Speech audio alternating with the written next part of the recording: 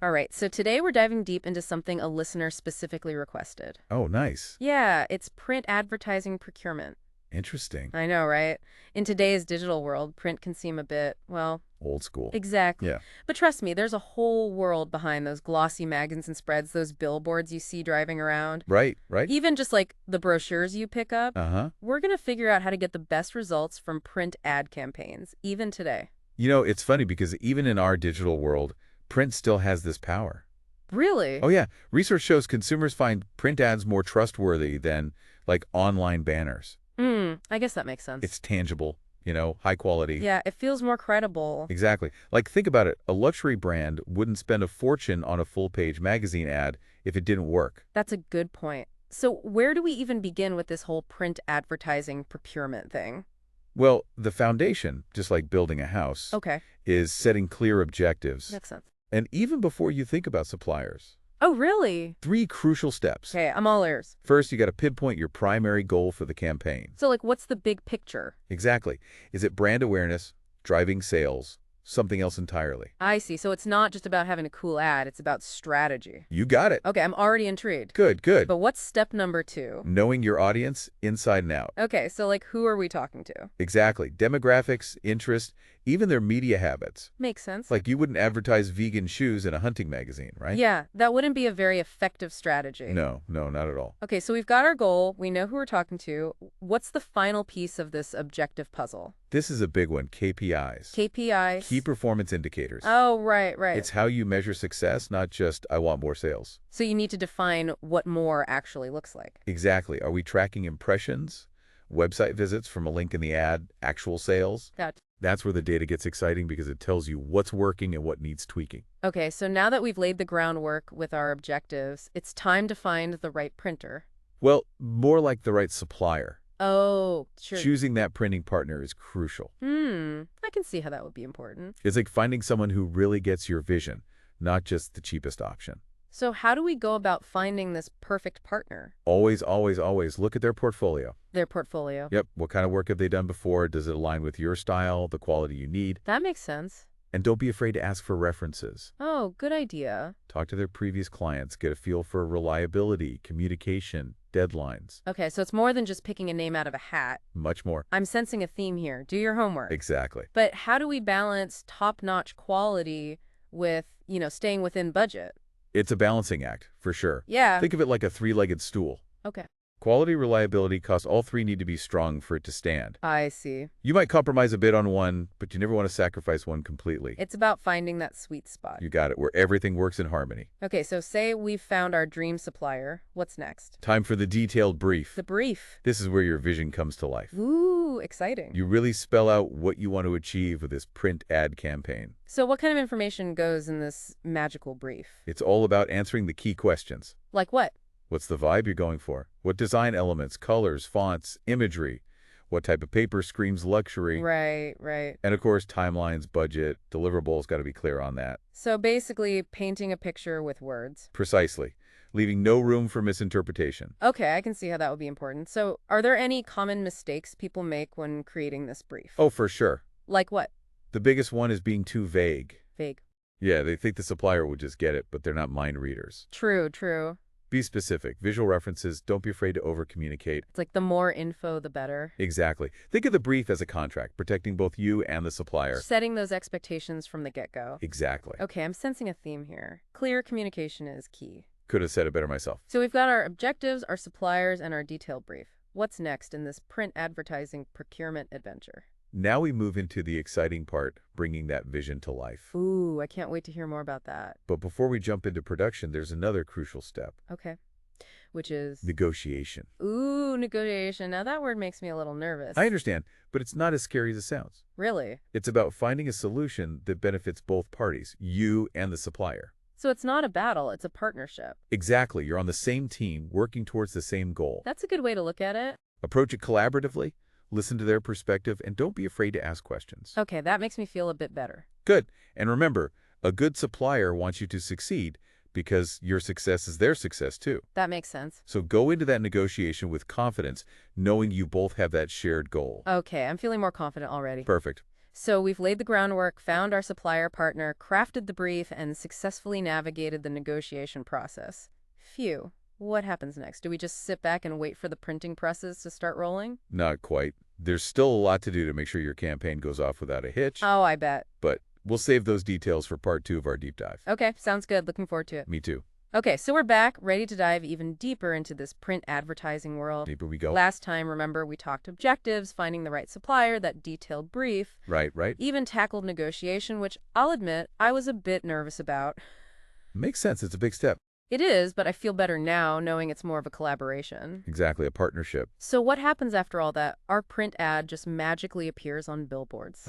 I wish it were that easy. Right. Now we're talking production, where things get hands-on. Ooh, okay, production. You've got the concepts, suppliers on board, agreements in place. Right. But there's a whole lot that goes into making it actually, happen. Makes sense. It doesn't just appear overnight. I'm curious about that whole project management side of things. Oh yeah, that's crucial. What does that actually involve? Think of yourself as the conductor of an orchestra. Okay. You've got all these talented musicians, your designers, the printers, distributors. Right, all working together. Exactly.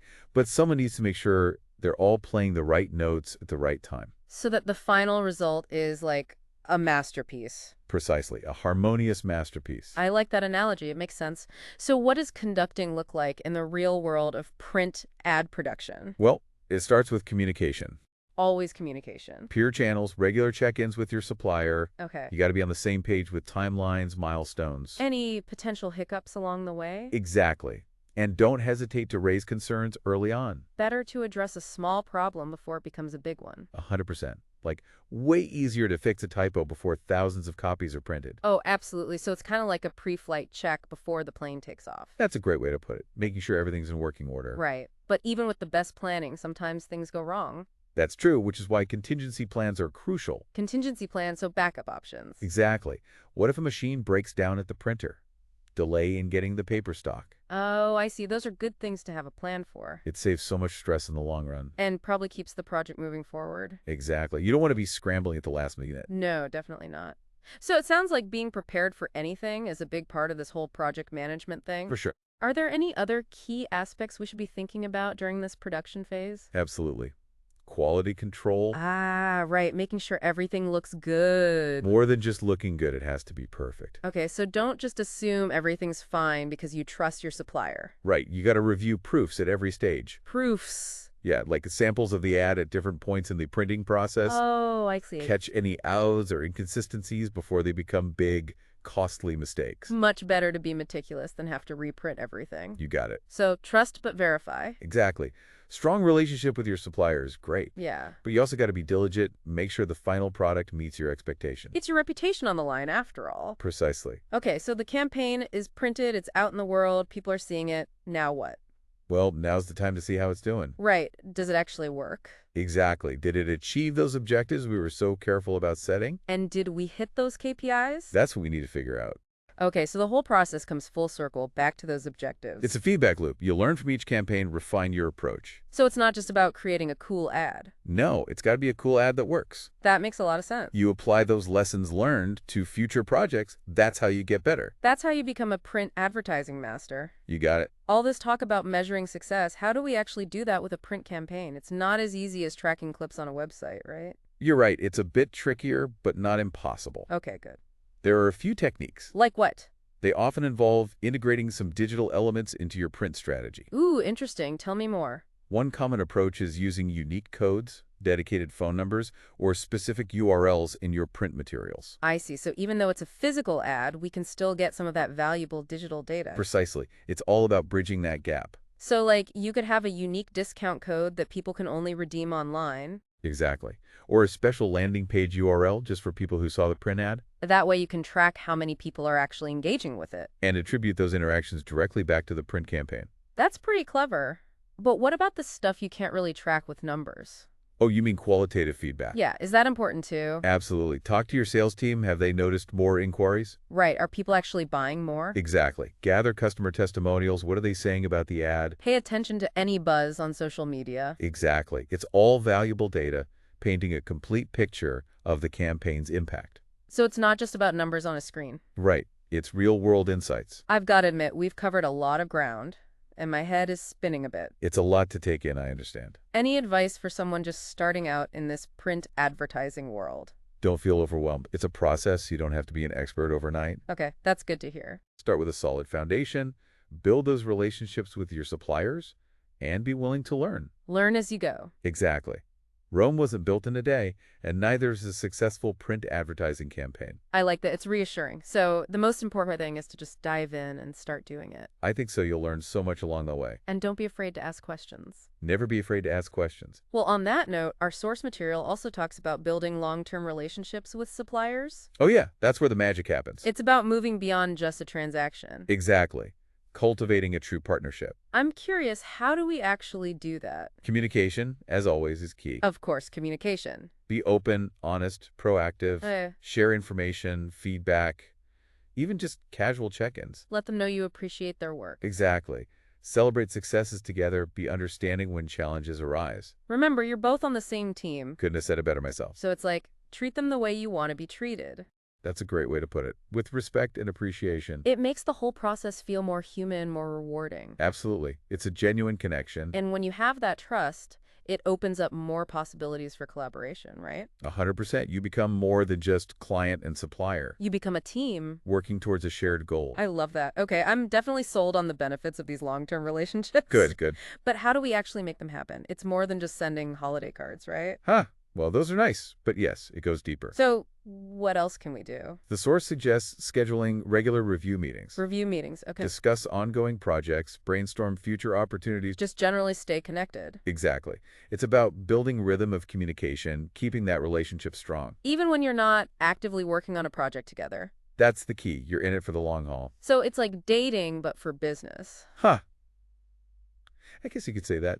But seriously, these supplier relationships seem like a really valuable investment. One of the smartest things you can do, it brings stability, consistency. And often leads to better results, I imagine. For sure, when you've got that trust and shared history. Our source also mentions long-term contracts with suppliers. Oh yeah, those could be a great option. Are they something you'd recommend? It depends. It's not one size fits all. What kind of things should we consider? Well, on the plus side, a long-term contract can give you stability, predictability, even potentially better pricing. I see. That makes sense. You've got that reliable partner locked in. Especially if you've got ongoing print advertising needs. Exactly. It can give you peace of mind. But what about the downsides?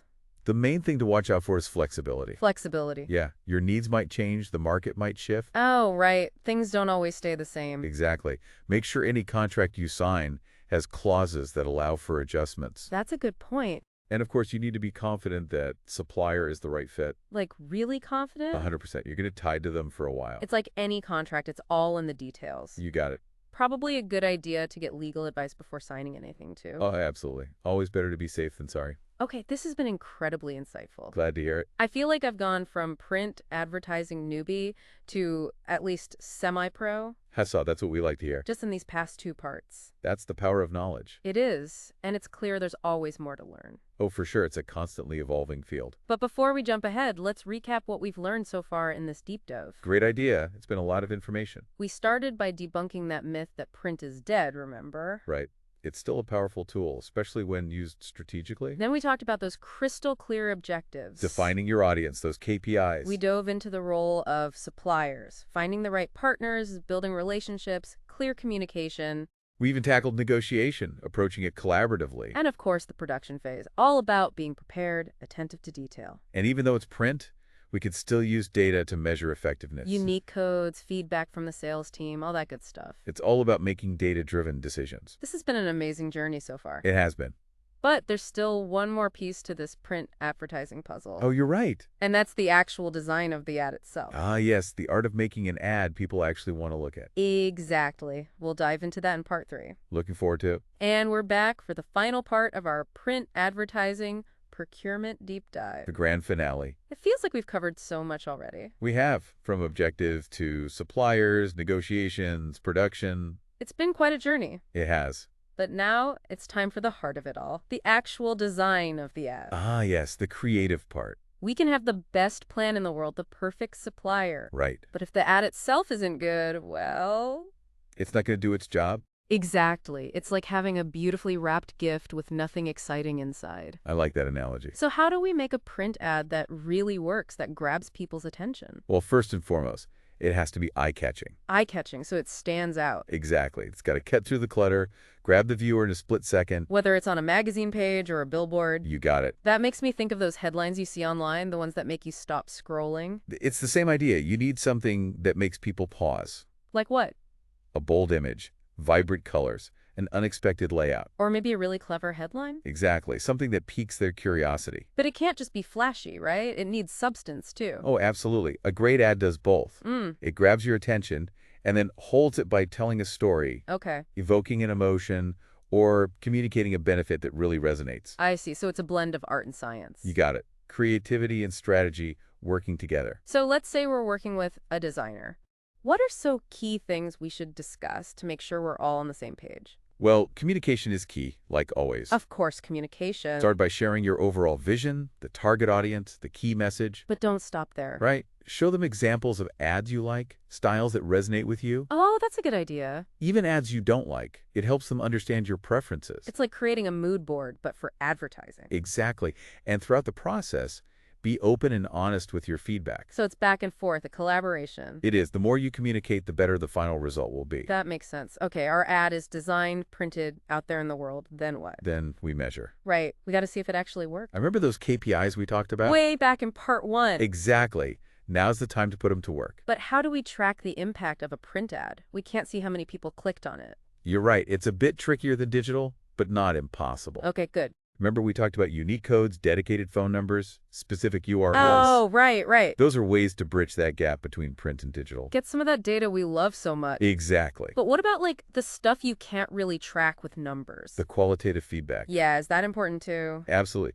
Talk to your sales team. Have they seen a change? More inquiries, more sales. Exactly. Customer testimonials. What are people saying about the ad? Is there any buzz online? It all paints a picture of the campaign's impact. So it's not just numbers, it's real-world feedback too. That's the key. We've come full circle, back to the importance of data and analysis. It all ties together. It's a reminder that even with print advertising, we gotta make data-driven decisions. 100%. This has been an incredible deep dive. I feel like I've learned so much. Me too. It's been fun. I really knew very little about print advertising before. It's a fascinating world. It is, and it's clear that print, even in our digital age, is far from dead. Not dead at all. Dynamic, creative, always evolving. Maybe this deep dive has sparked an interest in some of our listeners. I hope so. There's so much to explore. Well, thanks for joining us on this print advertising procurement journey. It's been my pleasure. And remember, next time you see a print ad, take a moment to appreciate everything that went into it. All the strategy, the creativity. The slappery. It's a team effort. Until next time, keep learning and happy procuring. Happy procuring.